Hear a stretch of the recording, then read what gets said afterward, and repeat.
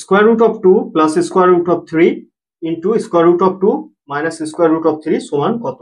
আমাদের দেওয়া আছে root over 2 plus root over 3 into root over 2 minus root over 3, আর এই দুটোকে কি করতে হবে? আমাদেরকে গুণ করতে হবে। তাহলে যেহেতু এই দুটোর মাঝে কোনো চিহ্ন নাই, তার মানে কি চিহ্ন আছে? গুণ চিহ্ন আছে। Root 2 plus root 3 root 2 minus root 3। আচ্ছা, মনে মনে আমরা রুট 2 কে ধরবো এ, আর রুট 3 কে মনে মনে ধরবো আমরা বি।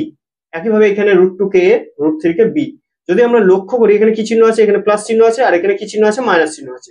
লক্ষ্য করলে কি পাবো?